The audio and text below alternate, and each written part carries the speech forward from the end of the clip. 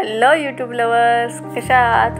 मजेत ना? स्वागत आहे तुमचं एव्हरीडे वंडर्स डायरीमध्ये आणि तुम्हाला नागपंचमीच्या खूप खूप शुभेच्छा. तर आज नागपंचमी आहे. तुम्ही सगळ्यांनी ही डाळीचे उकडीचे कानोले बनवलेच असतील. तर मी सुद्धा बनवले होते. तर तुम्ही कोणत्या पद्धतीने बनवतात ते कमेंट करून सांगा आणि मी कोणत्या पद्धतीने बनवले ते मी तुम्हाला दाखवते. तर मी तर डाळ कुकरला लावलेले, शिजत घातलेले आणि इथं मी मसाला तयार करून घेते येळवण्याच्या आमटीचा. तर हा सुका खोबरा आहे, त्याचा किस आहे, तो मी घेतलेला आहे आणि 3 ते 4 लसूण पाकळ्या घेतले. त्याचबरोबर 1 इंच आल्याचा तुकडा घेतला आणि हे कोथिंबीरचे देठ आहेत, ते मी मसाल्यामध्ये वापरते. ते स्वच्छ धुवून घेतल्या, आता चिरून मसाल्यामध्ये घालते.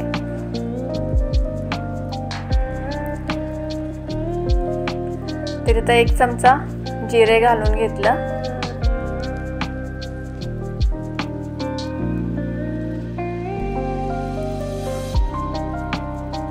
आणि 2 लवंगा,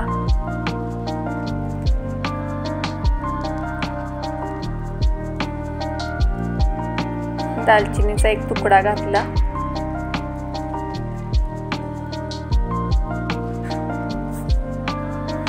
आणि 1 वेलची ती फोडून टाकते मी त्याच्यामध्ये. वेलचीचा ना आमटीला एक वेगळा असा स्वाद येतो, खूप छान टेस्ट येते. तुम्ही जर घालत नसाल तर एकदा नक्की घालून बघा, वापरून बघा. आणि बडीशेप 1 चमचा. या दोन्हीचा ना एक वेगळा फ्लेवर येतो आमटीला. आणि आता हे मी सगळं मिक्सरला छान बारीक करून घेते पाणी घालून आणि हे बारीक झालेलं आहे. तर इकडं परी उठली तोपर्यंत, आणि परीला बघायचा होता टीव्ही, मग तिला टीव्ही लावून दिला.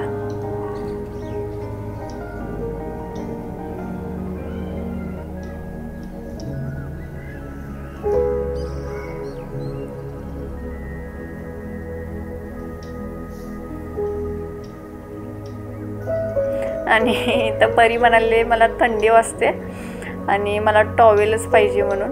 तर टॉवेल अंगावर घेऊन ती टीव्ही बघत बसलेली.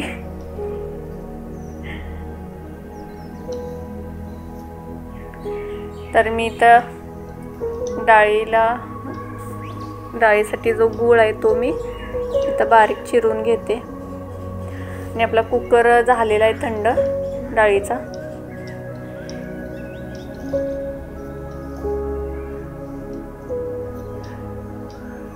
बघू शकता खूप छान एकदम मऊ डाळ शिजलेली आहे.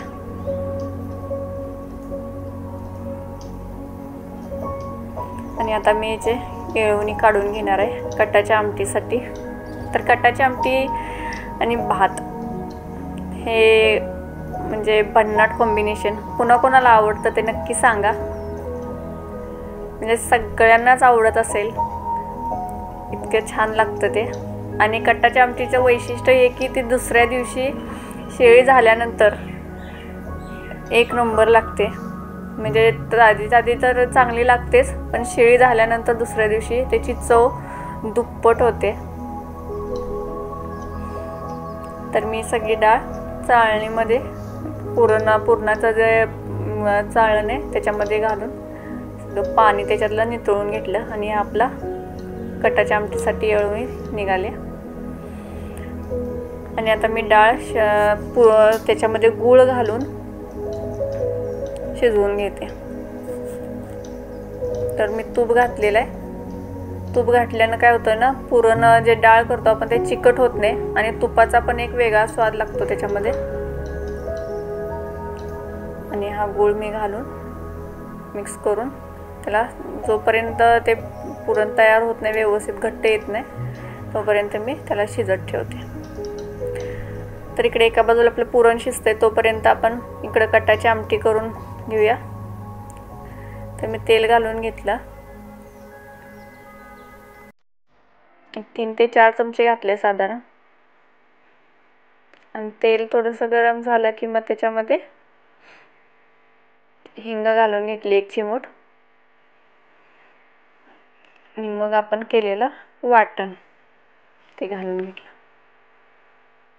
आणि चांगले 1-2 मिनिट परतून घेतलं आणि त्याच्यामध्ये घातला कढीपत्ता. हा सुकलेला कढीपत्ता आहे, कारण मला ताजा मिळत नाही रोज, तर मी असा सुकवून ठेवलेला आहे आणि तो वापरते. तर मसाला चांगला भाजलेला आहे, तेल सेपरेट झालेलं आहे. आता याच्यामध्ये अर्धा चमचा हळद आणि 1.5 चमचा लाल तिखट घालते आणि थोडीशी काश्मीरी रेड चिली पावडर. तर सगळं चांगलं परत एक अर्धा मिनिट परतून त्याच्यामध्ये ओतायचं येळवणी.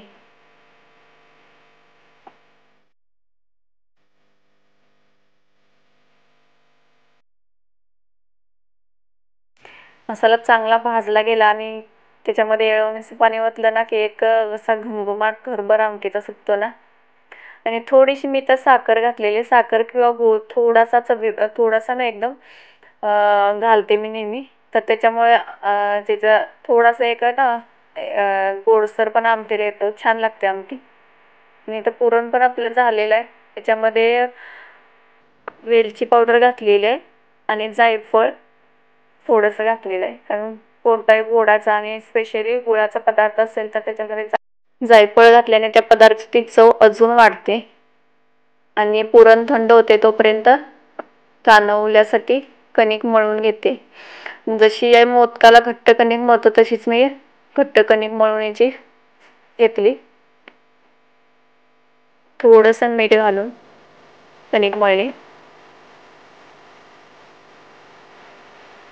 कणिक झालेलं आहे, झाकून थोडा वेळ मी याला ठेवते आणि 5 ते 10 मिनिटं कणिक मुरल्यानंतर मी आता कानवले करायला घेतलेलं आहे.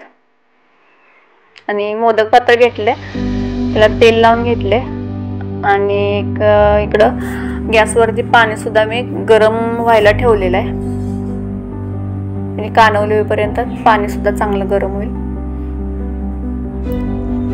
आता मोठा गोळा घेऊन मी तर एक मोठी चपाती लाटून घेते. जे नॉर्मली चपाती आपण लाटतो त्याच्यापेक्षा मी थोडंसं जाड लाटून घेतलंय.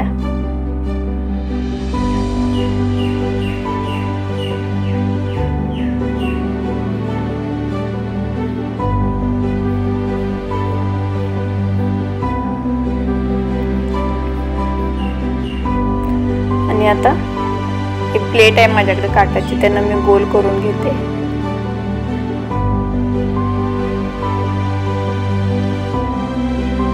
तर तुमच्याकडे काय काय प्रकार असतात नागपंचमीला तर ते नक्की सांगा. तर आमच्याकडे हे कानवले होतात डाळीचे, येळवण्याची आमटी, भात, तळण असं सगळं काही काही होतं. तर इकडे परी अभ्यास करत बसली होती आणि तिला काहीतरी कळत नव्हतं म्हणून ती हाक मारायला लागलेली.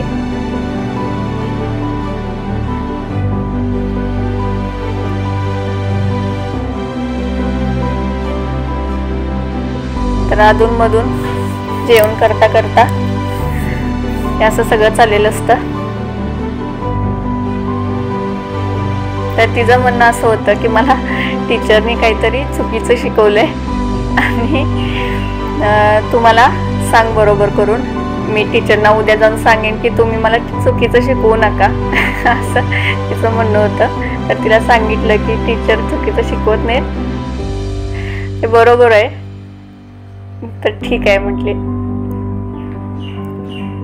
तर मी तर या ज्या गोल पाऱ्या करून घेतलेल्या त्याच्यामध्ये हे जे आपलं पुरण आहे ते भरून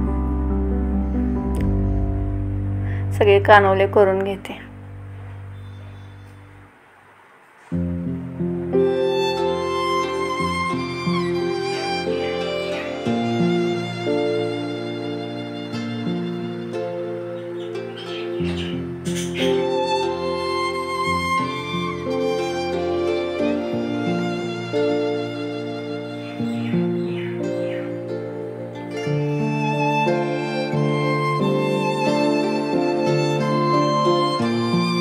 तर मी सगळे कानवले करून घेतलेले आहेत.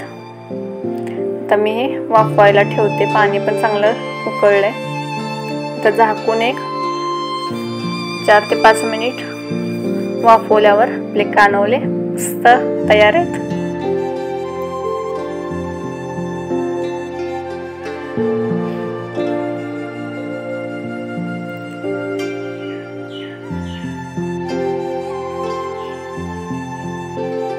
तर थोडेसे थंड झाल्यावर हे चांगले सेपरेट झालेत. आणि आता आपली येळवणीची आमटी हे पण तयार झालेले आहे. तुम्ही बघू शकता मस्त असा कट आलेला आहे. चमचमीत आणि झणझणीत अशी आमटी आपली तयार आहे. आणि आपली कानवले येळवणीची आमटी आणि मी भातही करून घेतला. तर हे सगळं तयार आहे. आणि मस्त त्याच्याबरोबर तांदळाचा पापड.